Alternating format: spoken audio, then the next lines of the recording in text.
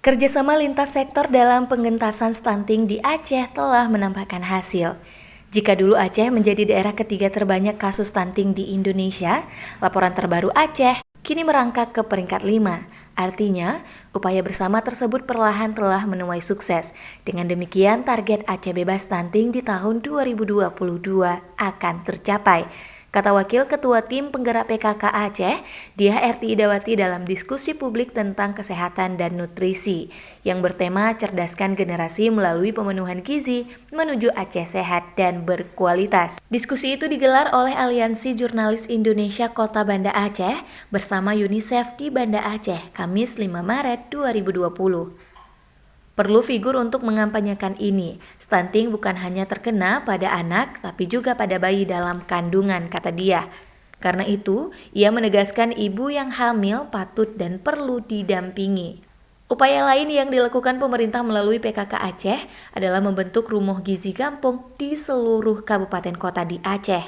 Hingga hari ini, rumah gizi telah terbentuk di 18 kabupaten kota.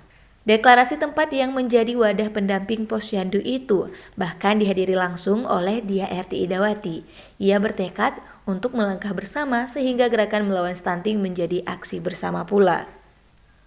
Sementara itu, Arifin Ahmad dari tim Stunting Aceh mengatakan Provinsi Aceh sangat konsen menangani stunting. Hal itu ditandai dengan dikeluarkan landasan hukum, yaitu Peraturan Gubernur Nomor 14 Tahun 2019 tentang pencegahan dan penanganan stunting terintegrasi di Aceh. Dr. Natasha Pibi, Nutrition Officer of Unicef, memaparkan data bahwa Indonesia bersama banyak negara lain di dunia punya masalah malnutrisi. Tercatat, ada 149 juta anak-anak dari seluruh dunia yang menderita stunting. Di samping 49 juta yang menderita gizi buruk dan 40 juta penderita kelebihan berat badan. Stunting terjadi karena kontribusi gizi ibu dan pola asuh yang salah.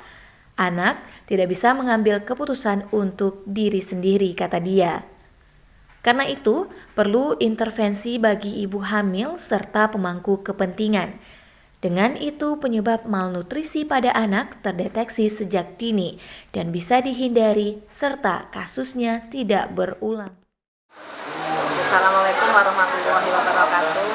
Hari ini kita melakukan diskusi mengenai bagaimana pemenuhan gizi untuk pencegahan stunting yang dalam rangka kita menciptakan sumber daya manusia yang berkualitas untuk Aceh. Saat ini Aceh sendiri sudah setahun lebih memerangi stunting dan telah banyak ide-ide ataupun inovasi-inovasi yang telah kita lakukan mulai dari kebijakan-kebijakan sampai dengan program-program yaitu yang merupakan program andalan kita bersama yaitu rumah gizi kampung yang sangat lokal, yang sangat penuh dengan nuansa keacehan. Nah ini yang sudah kita lakukan pilot project dari rumah gizi kampung itu yang sekaligus ini nanti kita juga akan memberikan bagaimana pedoman ya dari operasionalisasi rumah gizi kampung itu tahun ini sehingga tahun 2020 kita harapkan seluruh kampung memiliki rumah gizi kampung. Nah ini yang perlu kita lihat nanti adalah bukan hanya ada rumah gizi kampung, tetapi bagaimana pelaksanaannya dan operasionalisasinya. Mohon doanya agar semuanya bisa terlaksana dengan baik.